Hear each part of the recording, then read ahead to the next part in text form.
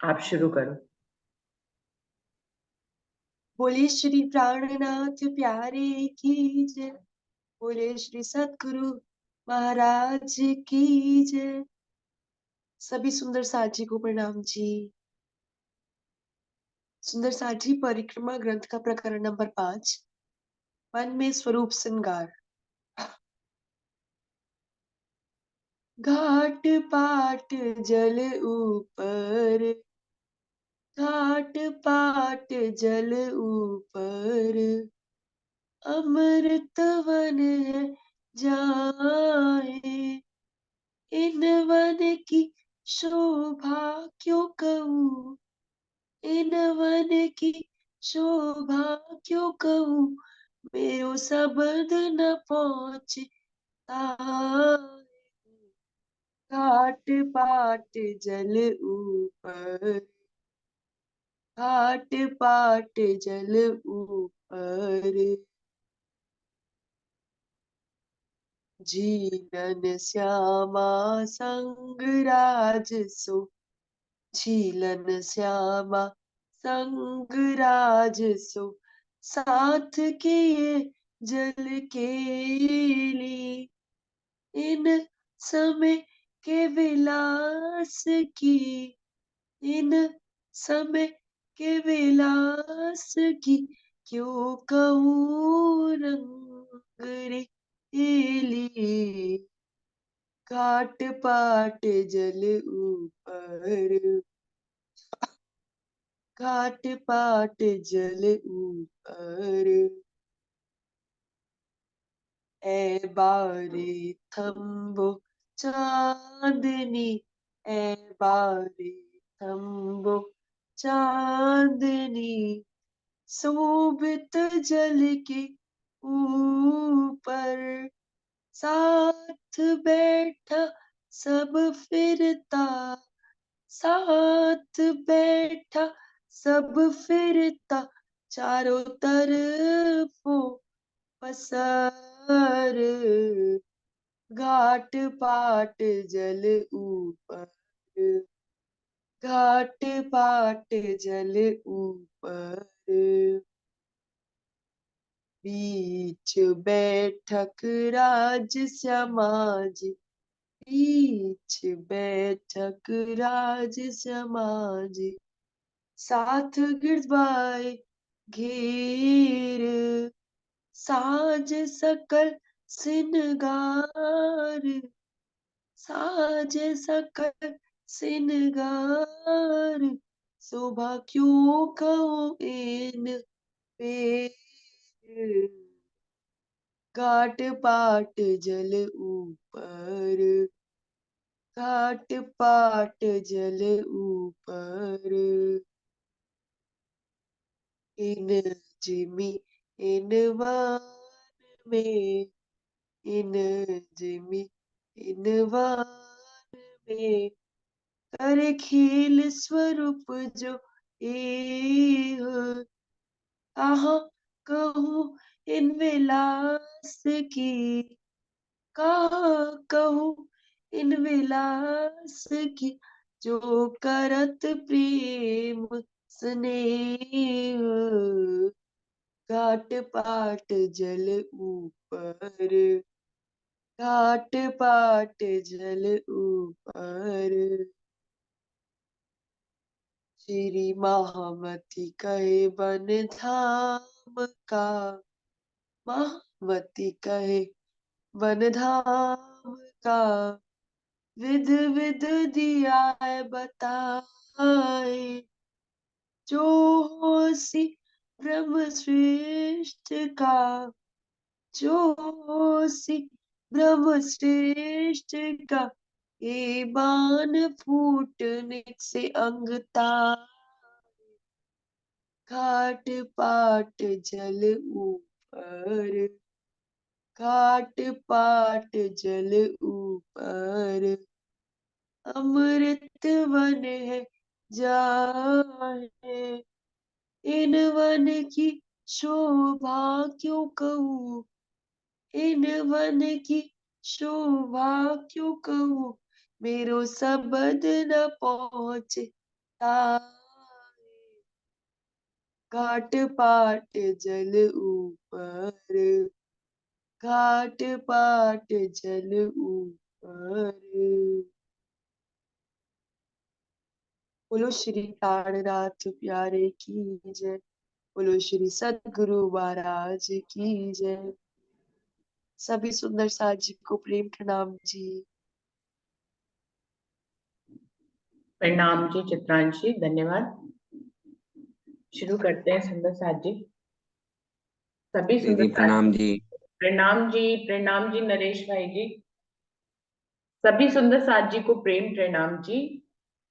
प्रथम लागू दोई चरण को, धनिए ना छुड़ाइयो खेन, लाख तले लालेड़िया, मेरे जीव के ही जीवन, इन पांव तले पड़ी रहूं, धनी नजर खोलो बातून, फल ना बालू निरखु नेत्रे, मेरे जीव के ही जीवन, मेरे जीव के ही जीवन।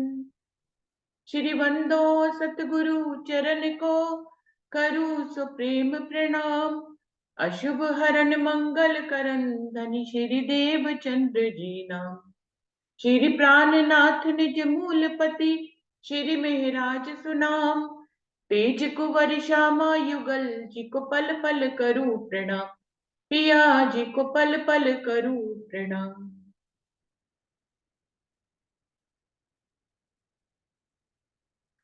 सुंदर साथ जी, खिलवत वाणी का पहला प्रकरण चल रहा है, जिसकी 46 चौपाई हो गई थी। अभी 47वीं चौपाई से आगे बढ़ते हैं। खिलवत खाने में इंद्रावती जी की आत्म पहुंच गई है, और वो तो खिलवत उनकी तो हफ्सा में पहले से ही घटित हो गई है, लेकिन हम सबकी तरफ से धनी से हमारे दिल के भावों को उजागर कर रही है कि ना मैं तुम्हें सुन पाती हूँ, ना मैं अपने दिल की बात कह पाती हूँ, और कहती भी हूँ तो ये संशय बना रहता है कि पता नहीं तुम तक मेरे दिल की बात पहुंच भी रही है या नहीं पहुंच रही है। तो धनी ऐसा दिल में जो है आता रहता है। इतना सब कुछ कहने के बाद फिर जो है पूर्ण समर्पण जब रूह का हो जाता है, जब उसको मार्फत के ज्ञान से ये पता लग जाता है कि धनी का दिल ही मार्फत है, वहीं से हर बात जो है वो उजागर हुई है, तो फिर जो है अपने आप को समर्पित करते हुए हुक्म के ऊपर सब कुछ डाल देती हैं। और प्रकरण के अंतिम चौपाइयों में वो सारी बात हुक्म के ऊपर डालते हुए कहती है कि अगर मैं बोलती हूँ तो भी तुम बुलवाते हो, मैं अगर कुछ कहती हूँ तो भी तुम कहलवाते हो, मैं कुछ अगर सुन रही हूँ, कुछ समझ रही हूँ, तो भी आपने ही समझाया है धनी। और खिलवत तक की सारी सीढ़ियों को आपने ही चढ़ाया है, और आपने ही मुझे बताया है कि सारी चीज का जो है मूल स्थान जो है वो आपका दिल ही है। आप ही मार्फत में है, हम सब आपके हकीकत के स्वरूप है धनी। तो मैं अगर कुछ कहूँ या ना कहूँ, दोनों बातें एक सी ही है। अगर कुछ कहती हो तो भी तुम कहलवाते हो, और अगर मैं चुप रहती हूँ तो भी तुमने ही मुझे चुप किया हुआ है। अगर मैं हार जाती हूँ तो भी तुम हराते हो, और अगर मैं जीत जाती हूँ तो उस जीत में भी मेरा कोई श्रेय नहीं है। वो जिताने वाले भी धनी आप हैं। आप इस दुनिया में लेकर आए हैं। आप चाहे तो मुझे हंसते हुए उठाएं या रोते हुए उठाएं उठाएं आप मुझे हरा दें या जिता दें, आप मुझे दुख दें या सुख दें, सब कुछ आपके ही हुक्म के तले है। मेरा ना तो दुख में कोई हिस्सा है, ना मेरा कोई सुख में कोई हिस्सा है, ना मेरे हार में कोई है हिस्सा, ना मेरी कोई जीत में हिस्सा है। तो क्या कह रहे हैं, अब जो जानो त्यों करो, कछु रया ना हम पना हम, इन झूठी जिमी में बैठ के कहा कहूं तुम्हें खसम। अब जो जानो त्यों करो, अब आपकी जो मर्जी हो उसको आप हुक्म में तब्दील करके जो जानो वो करो। मैं तो ना मेरी मर्जी है और ना मेरा हुक्म है। मर्जी भी आपकी है और हुक्म भी आपका है। तो अब जो जानो त्यों करो, कछु रया ना हम पना हम। अब मेरे अंदर मैं खुद ही कुछ रही ही नहीं, मैं कुछ रही ही नहीं। मैं कौन हूँ? मैं आपका इश्क ही हूँ। और इश्क क्या है? इश्क आपका है, तो मैं भी तो आपकी हूँ। देखने में अलग सी लगती हूँ लेकिन हूँ आपकी ही, आपका ही एक हिस्सा हूँ, आपकी ही हकीकत का एक स्वरूप हूँ। और हकीकत मार्फत से अलग ही कहाँ होती है? मार्फत है तो हकीकत है, हकीकत है तो इसका मतलब है कि मार्फत है। देखने में मैं आपकी अंगना सी लग रही हूँ, पर मैं अंगना हूँ कहाँ, मैं तो आप ही हूँ। और आप देखने में आप लग रहे हैं, पर आप कहाँ हैं, आप तो मैं ही हूँ। आप भी तो मैं हूँ, मैं तो आप तो हूँ। तो रया ना कछु रया ना हमपना हम, इस मार्फत के इस ज्ञान तक मैं पहुंच गई हूँ कि मेरे अंदर कुछ हमपना रहा ही नहीं, मेरे अंदर मैंपना कुछ रहा ही नहीं। क्योंकि मुझे पता लग गया मैं कुछ नहीं हूँ, मैं क्या हूँ, मैं आप ही हूँ। आप मैं ही हूँ और मैं आप ही हूँ। इन झूठी जिम्मी में बैठ के कहा कहूँ तुम्हें कसम, मेरे पास शब्द ही नहीं है धनी इस झूठी जिम्मी में बैठ के कि मैं आपको कुछ कहूँ ही, क्या ही कहूँ, कुछ समझ में ही नहीं आता। कुछ भी कहती हूँ घूम फिर के आप पे ही आ जाती हूँ, आपके हुक्म पे आ जाती हूँ, आपकी इच्छा पे आ जाती हूँ। तो मैं कहूँ भी तो क्या कहूँ धनी, मेरे पास तो शब्द भी नहीं है आपको कुछ कहने के लिए। ए भी दृढ़ तुम कर दिया सब कछु हाथ हुकुम, कछु मेरा मुझ में ना रया, ताथे कहा कहूँ कसम। उसी बात को दोबारा कह रही है अलग शब्दों में। ए भी दृढ़ तुम कर दिया, मुझे मालूम है मेरे अंदर इतनी दृढ़ता तो आ गई है कि सब कछु हाथ हुक्म, आपके हुक्म के ही हाथ में सब कुछ है। कुछ भी आपके हुक्म से अलग नहीं है, एक पल एक घटना एक क्षण भी आपके हुक्म के बिना नहीं है। सब कछु हाथ हुक्म, तुम्हारे हुक्म के ही हाथ में है। और हुक्म क्या है, आपकी इच्छा ही है। कछु मेरा मुझ में ना रहा, जब ये जान गई इस बात के लिए दृढ़ हो गई, तो कछु मेरा मुझ में ना रहा, मेरा मुझ में कुछ रहा ही नहीं। मैं क्या हूँ, मैं कहने को तुम्हारी अंगना हूँ, तुम्हारे प्रेम का स्वरूप हूँ, पर हूं तो तुम ही ना। उसको अलग अलग भाषा में इस द्वैत की दुनिया में परिभाषित किया जाता है, ये अक्षरातीत और उनकी प्रेम अंगनाएं। पर वास्तव में ये परम धाम की नजर से देखे तो दोनों एक ही हैं, दोनों में कोई फर्क ही नहीं है। तो मैं कुछ हुई ही नहीं, जो कुछ है वो आप ही है। मेरे रूप में भी आप है, अपने रूप में तो आप है ही है, मेरे रूप में भी आप ही है। हुकुम ने अगर रूह का भेष धारण किया है तो कौन है, वो आपकी इच्छा है, मैं आपकी इच्छा हूँ। परम धाम में भी मैं आपकी इच्छा थी, मैं आपकी आनंद की लहर थी, और यहाँ पर भी मैं आपकी इच्छा ही हूँ, आपका हुक्म का स्वरूप हूँ, इसलिए मैं आप ही हूँ। तो कह रही है कछु मेरा मुझ में ना रहा, ताथे कहा कहूँ कसम। अब मैं इतना जान गई हूँ और दृढ़ हो गई हूँ कि सब कुछ सब जगह आपका हुक्म ही है। इस तरह से मेरा मुझ में कुछ रहा ही नहीं, और मेरे पास कोई शब्द भी नहीं है। ताथे कहा कहूँ कसम, जब मेरा मुझ में कुछ है ही नहीं, तो मैं आपसे क्या ही बोलने की हिम्मत करूंगी, कुछ भी नहीं कह सकती। जो कहूँ कई कोट बे, तो कहना एता ही खसम। जब कहूँ कछु तुम ही करोगे, तब कैसी आए हम। अब अंत में हार के क्या कह रही है, मैं एक ही बात को करोड़ों बार भी कह लूं ना धनी, तो एक ही बात कह सकती हूँ। जो कहूँ कई कोट बेल, यदि करोड़ों बार भी कुछ कहूँ तो कहना एता ही कसम, धनी इतना ही कहना है आपसे। अंत में निष्कर्ष रूप में एक ही बात कहनी है, जब कछु तुम ही करोगे, जब तुम्हारे दिल में ही आएगा और तुम कुछ हिकमत करोगे, जब तुम ही कुछ करोगे, तब कैसी आए हम अगर कुछ कहना भी चाहेंगे तो वो भी तुम्हारी हिकमत से ही कहेंगे। तुम अपने दिल में चाहना करोगे और उस चाहना को हुक्म में परिवर्तित करके हमारे अंदर डालोगे, तो ही हम कुछ करेंगे। जब कछु तुम ही करोगे तब कैसे आए हम, तभी हम तुमसे कुछ कह भी सकते हैं, वरना कुछ कहेंगे भी क्या, कहने के लिए तो कोई शब्द ही नहीं है। ये बात भी तुम ही कहलवा रहे हो, और ये बात भी तुम ही कहला रहे हो कि जब तुम कुछ करोगे तब हम कुछ करेंगे। हमारा करना क्या है, कुछ भी नहीं है, तुम्हारा ही करना सब कुछ है। तुम कुछ करोगे, दिल में उपजाओगे, हमसे करवाओगे, करनी कराओगे, बोल बुलवाओगे, शब्दों का सहारा लोगे, अक्षर का सहारा हमें दिलवाओगे, कुछ कहलवाओगे तो कुछ कह देंगे धनी। और तुम जिस हमें मौन करा दोगे तो हम कुछ भी नहीं कहेंगे धनी। तो इंद्रावती ने जो 18,700 चौपैया जो इतनी सारी कही है वाणी के रूप में, धनी के हुक्म के बिना थोड़ी ना कह सकते हैं। धनी के आवेश नहीं आके कही है, तभी तो इंद्रावती कह रही है कि मेरा इसमें कुछ नहीं है, ना मेरी बुद्धि है, ना मेरी चतुरता है, ना मेरा इसमें कोई वाक पटुता है, ना कविता करने की कोई हिकमत है, इसमें मेरा कुछ भी नहीं है। ये तो धनी के आवेश ने कहलवाई है, तो तुमको चार शब्द हमने कह दिए परम धाम के, वरना क्या ही कहते। और क्योंकि धनी के आवेश ने कहलाए हैं, इसलिए धनी के ही शब्द हैं, मेरे शब्द ही नहीं है। उन्हीं के ही अक्षर है, उन्हीं के ही शब्द है, उन्हीं की ही रचना है श्यामा जी के रूप में। हम तो कुछ है ही नहीं, मैं तो कहीं छुप ही गई हूँ, मैं तो वही हूँ जो धनी है। जो कहूँ कोई कोट बेर तो कहना एता ही कसम, जब कछु तुम ही करोगे तब कैसी आए हम। अब तो कहना कछु न रहा, ऐसी अंतराय करी खसम, जब तुम जगाए बिठाओगे तब कैसी आए हम। अब कहने के लिए कुछ भी बाकी नहीं रहा है। ऐसी अंतराय करी कसम, आपने अपने हुक्म से हमारे और भी अपने बीच में एक दूरी सी बना लिया धनी। ये ज्ञान की दूरी है। पहले हमारे बीच में प्रेम था, हम प्रेम से बंधे हुए थे। अब हम दूरी से लगते हैं लेकिन हम इलम से बंधे हुए हैं। हम तुम्हारे ज्ञान के सागर में हैं, हम तुम्हारे मेहर के सागर में हैं। वैसे तो लगता है ऐसी है, ज्ञान और मेहर के सागर में लगता है कि जैसे मैं और तुम बहुत दूर हैं। तो अब कहना कछु ना रहा, अब कुछ भी कहने को रहा नहीं बाकी। ये रूह कब कहती है कि अब तो कहना कछु ना रहा, कुछ भी कहने को बाकी नहीं। क्योंकि जब हम बहुत बहुत बहुत बहुत राज्य को मुंह से बुदबुदा के कहे ना कहे, जब हम एकांत में होते हैं, अकेले में होते हैं, धनी को अपने दिल की बातें कह रहे होते हैं, तो हम बोलते ही रहते हैं, बोलते ही रहते हैं। हमारे मन की ये बहुत बुरी लत है।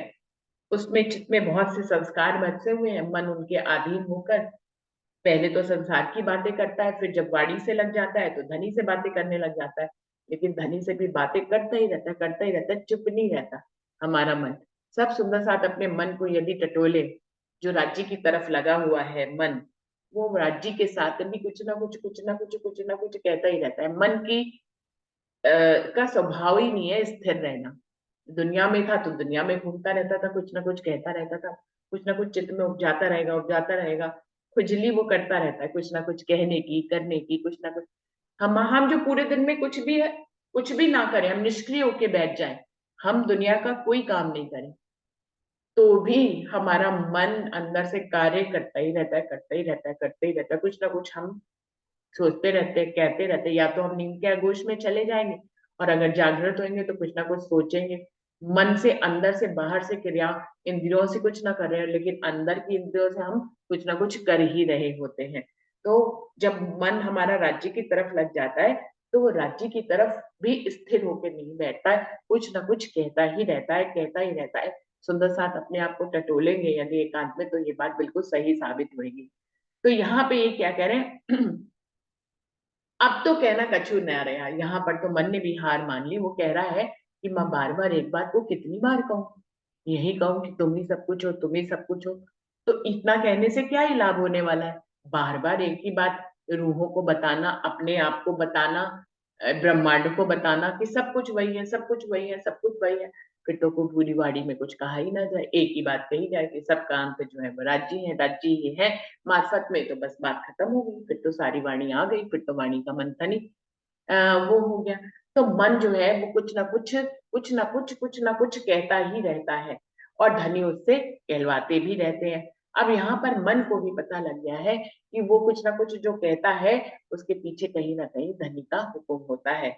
तो उसने कहा गया, एक ही बात मुझे तो समझ में आ गई कि धनी मार्फत में तो सिर्फ तुम ही हो, अब इसके आगे मैं क्या ही कहूँ। तो अब तो कहना कछु ना रहा, अब तो कुछ कहने को बाकी ही नहीं रहा। मन तक कह रहा है कि अब कहने के लिए कुछ बाकी नहीं रहा।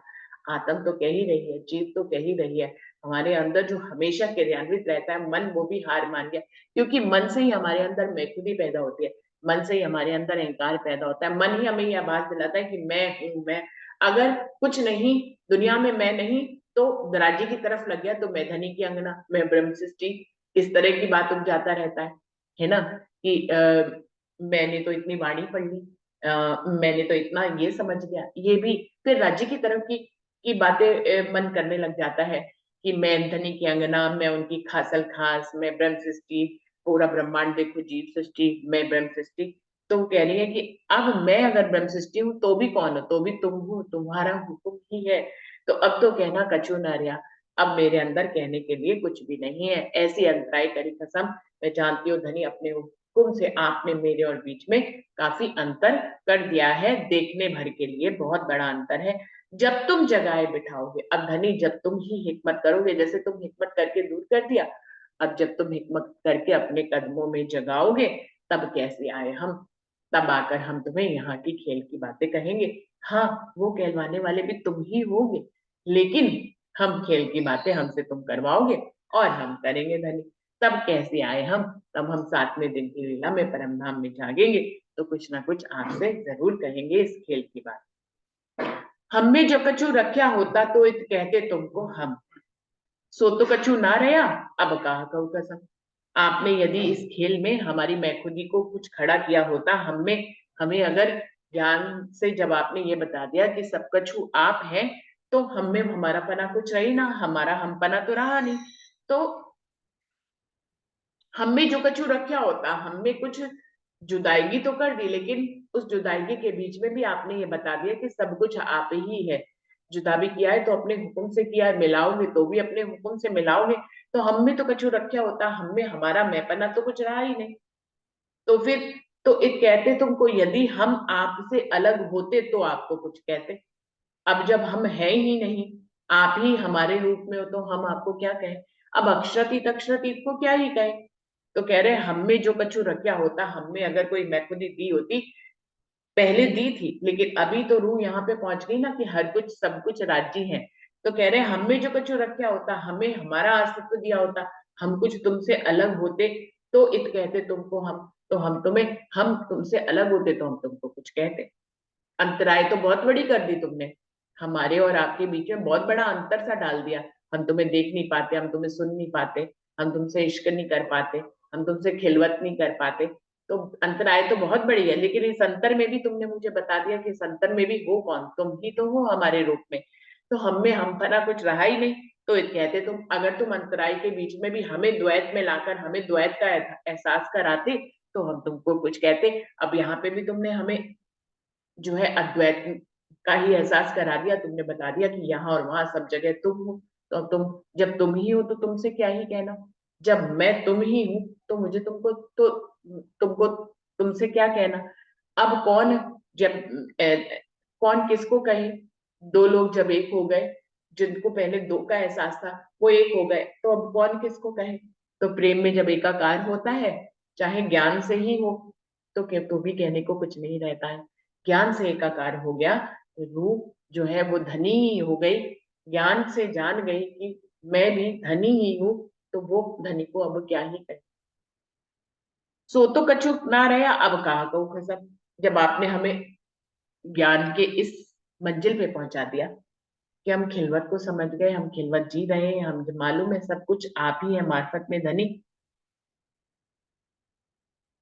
तो फिर अब हम तुमको क्या ही कहें। अब कहा कहूँ कसम, अब तुमको मैं क्या कहूँ, कौन से शब्द लाऊं। और जबकि मालूम है मेरे दिल को अर्श करके भी तुम ही बैठे हो। अब जब मेरे दिल में बैठे तुम हो तो दिल में ही तो सारी बातें उत्पन्न होती है। मेरे दिल में कोई बात होगी तो तुम्हारी जानकारी के बिना थोड़ी ना उत्पन्न हो जाएगी। और जानकारी के बिना क्या ही उत्पन्न होगी, मेरे दिल में कोई बात उत्पन्न होगी तो उत्पन्न भी तो तुम ही कराओगे। मेरा तो दिल भी कहने को है कि तुम दिल को अर्श करके बैठे हो, मेरा तो दिल भी तुम ही हो। जब मेरा दिल ही तुम हो और वहीं से सब कुछ उत्पन्न होता है, तो मेरे दिल में भी जो उत्पन्न होगा वो कहाँ, वो क्या, कौन उत्पन्न करेगा, वो तुम ही तो उत्पन्न करोगे धन। भला जो कछु जान्या सो किया, इन झूठी जिमी में आए। जब कछु उम्मीद दोगे तब तो कहूंगी आस लगाए।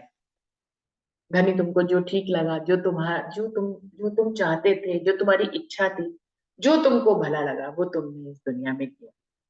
भला जो कछु जान्या सो किया, जो ठीक था वो तुमने किया। इन झूठी जिमी में आए, इस झूठी जिमी में हमें भेज दिया, खुद भी यहाँ पर आ गए। हमें भी भेष हुक्म का दे दिया, खुद भी हुक्म से बंधे हुए हुक्म का भेष धारण करके तुम भी यहाँ पर आ गए। तो इन झूठी जिमी में आए, आप इस झूठी जिमी में आ तो गए, और जो आपको सही लगा, जो आपको अच्छा लगा वो आपने सब किया। भला जो कछु जाने सो किया, इन झूठी जिमी में आए। जब कछु उम्मीद दूंगी तब कहूंगी आस लगाए। अब धनी, पहले तो तुमने मुझे इस मंजिल पे पहुंचा दिया कि हमारे और आपके बीच का द्वैत ही खत्म हो गया, मैं आप हो गई, आप मैं हो गए। लेकिन अब कुछ कहने की उम्मीद यदि तुम दोगे तो आस लगा के तुमको कह भी देंगे। ये उम्मीद भी तुम दोगे, आस लगा के कहलवाओगे भी तुम। यहाँ तक तो हम पहुंच ही गए हैं ना ज्ञान से। जब हम इस ज्ञान से भिन्न होते हैं सुंदर साथ जी, जूम मीटिंग खत्म होती है, हम अपने दिन के कार्य शुरू करते हैं सूरज चढ़ने के साथ साथ। तो क्या होता है, फिर हमारे अंदर ये वाली बात, हम अभी ज्ञान से पढ़ के भी उठे हुए होते हैं, जान के भी उठे होते हैं, महसूस करके भी उठे होते हैं। फिर भी दुनिया के कामों में इतना उलझ जाते हैं, इस बातों को रोज जानते हैं, रोज पढ़ते हैं। ये पहला प्रकरण कितने दिन से चल रहा है, फिर क्या ये ज्ञान हमारे अंदर स्थिर रहता है? फिर सुबह पढ़ना पड़ता है, फिर एनर्जी लेनी पड़ती है। जैसे वहां पे हर कोई राज्य की दर्शन करके उनसे एनर्जी लेता है, ऐसे ही बिल्कुल यहाँ पे भी तो लीला है।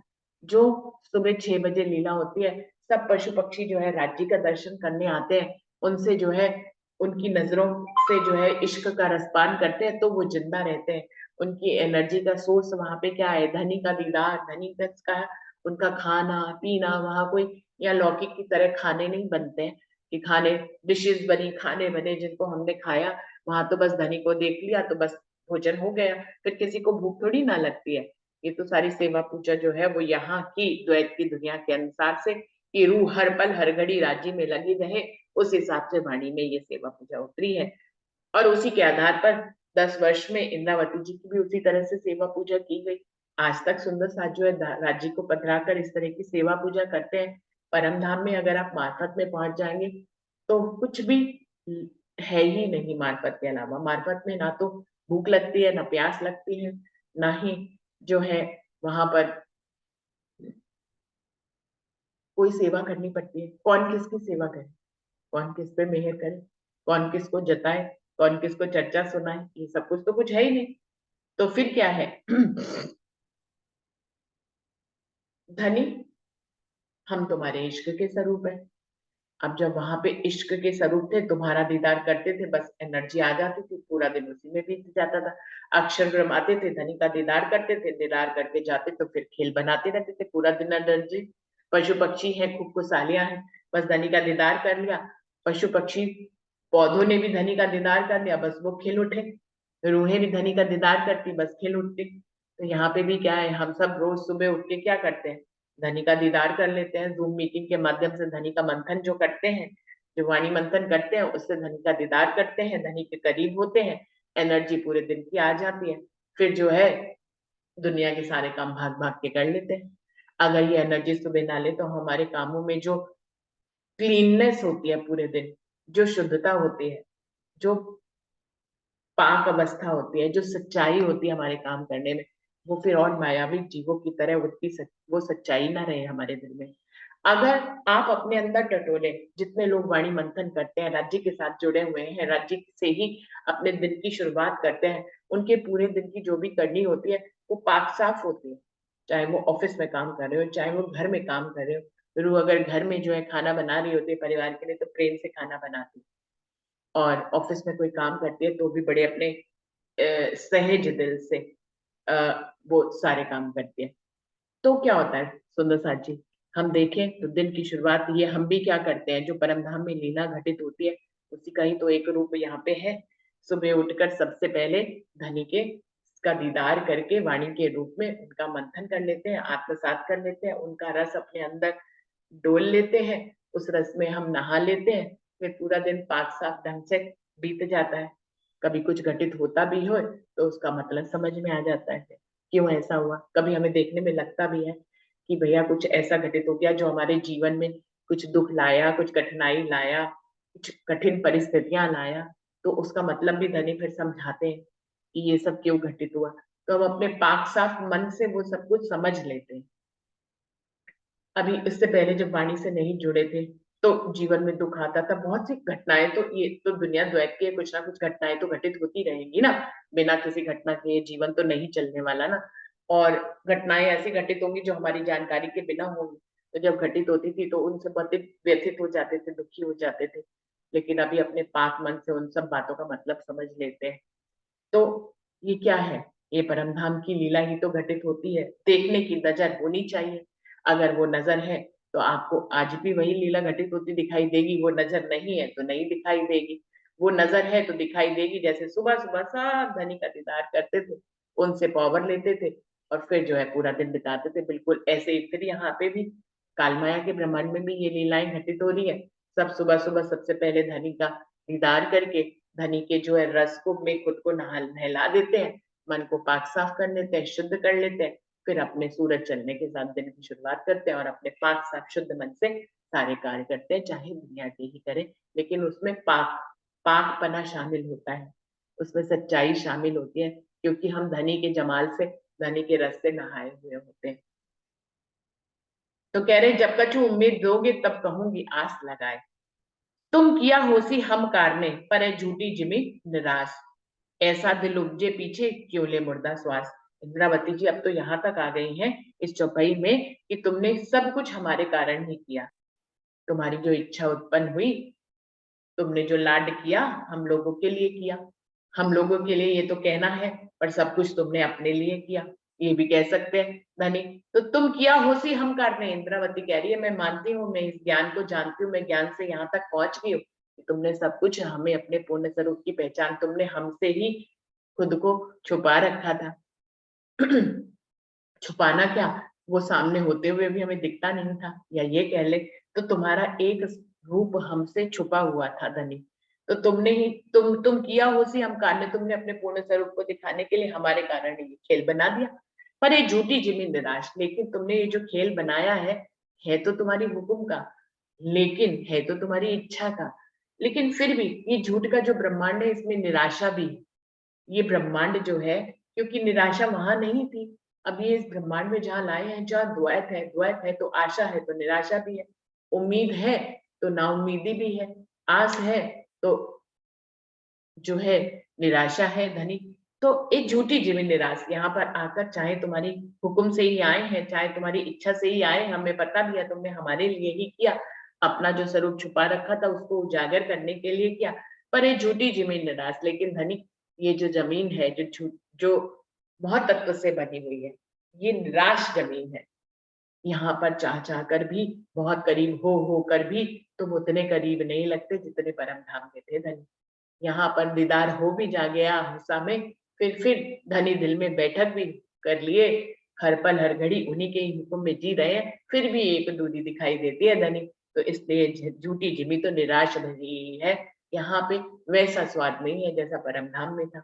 और जब हम परम धाम में इश्क का स्वाद ले रहे थे तो हमें पता नहीं था, तो आज पता लग रहा है ज्ञान से कि वहां ऐसा स्वाद नहीं था जैसा यहाँ है। अब यहाँ जब आ गए हैं तो यहाँ से हमें वहां का स्वाद पता लग रहा है इश्क का, तो हम कहते धनी यहाँ पे वैसा स्वाद नहीं है जैसा वहां पे था। तो क्या कह रहे, पर झूठी जिमी निराश, लेकिन हुक्म से, तुम्हारे हुक्म से बनी है, तुम्हारी इच्छा से बनी है धनी, फिर भी यही कहना पड़ रहा है, कहलाने वाले भी तुम ही हो वैसे तो, लेकिन फिर भी मैं ये कह रही हूँ कि ये झूठी जिमी जो है वो निराशी है। ऐसा दिल उपजे पीछे, अब मेरे दिल में ये बात किसने डाली कि झूठी जिमी जो है वो निराश है, वो तुमने डाली। ये किसने उपजाई, तुमने ही उपजाई। मुझे ये समझाया, आशा और निराशा की जो सारी पहेली है वो भी तो मुझे धनी तुम ही ने समझाई है। अब जब तुमने समझाई है तो मेरे दिल में ऐसा उपजता है, क्यों ले मुर्दा श्वास, जब मैं यहाँ पे मुर्दा ही हूं तो फिर सांस क्यों ले रही हूँ, सांस को भी फना करूँ ना आपके ऊपर, क्यों सांस लेके आपसे जुदाईगी कायम की हुई है, सांस को भी छोड़ो, ये तो शरीर वैसे ही मुर्दा है, इसको तो उठाते हो, बिठाते हो, चलाते हो, कराते हो, जो कुछ कराते हो वो तुम करते हो, हम तो इसमें है ही नहीं, हमारा तो सिर्फ इसने नाम ले रखा है और कुछ है ही नहीं। तो क्यों ले मुर्दा श्वास, तो ये मुर्दा श्वास भी क्यों ले रहा है, मेरे दिल में ऐसा उपजता है कि ये जब झूठी जिमी निराश ही है तो यहाँ पे जीना ही क्यों, फिर सांसों की डोर से भी क्यों ही बंधे रहना है धनी। इतने तक समर्पण पे आ गए, मैं तो अपना दे रही, तुम ही राख्यो जू, बलदे आप खड़ी करी कछु कारज अपने क्यों।